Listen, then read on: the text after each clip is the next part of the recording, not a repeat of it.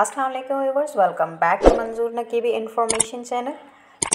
Today I am here with a great and excellent news for you. So let's start without wasting a time.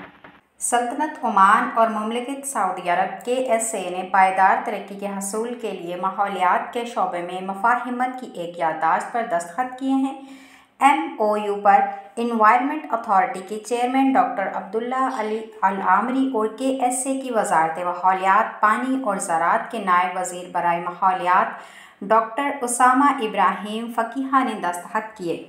मज़ीद बरआ MOU पर दस्तखत का मकसद माहौलियात के शोबे में दो तरफ़ा ताउन को बढ़ाना और माहौलियाती महारत के तबादले को फ़रोग़ देना है।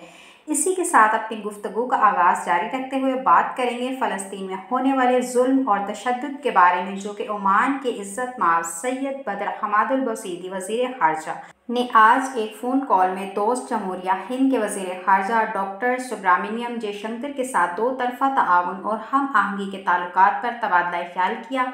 मुश्तरका मफाद के मुतअद्दिद इक़दामात में दोनों वज़रा ने गज़ा की पट्टी और इसके गिरदोनवाह में दर्दनाक इंसानी सूरत हाल और पेश रफ्त पर भी तबादला ख्याल किया। उन्होंने इंसानी ज़रूरियात की फराहमी को ज़रूरत और बहरान की शिद्दत को कम करने की अहमियत पर भी इत्तफ़ाक़ किया।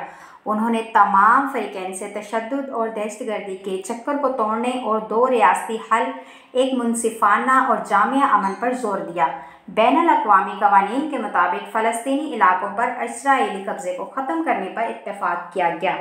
सो व्यूअर्स, ये थी हमारी आज की बहुत ही इन्फॉर्मेटिव वीडियो आपके लिए। इसी तरह हमारी बेहतर इन्फॉर्मेटिव न्यूज़ वीडियोस देखने के लिए हमारे साथ जुड़े रहिए। मिलते हैं जल्द ही अगली एक बेहतर इन्फॉर्मेटिव वीडियो के साथ। तब तक के लिए अल्लाह हाफ़िज़। Thank you.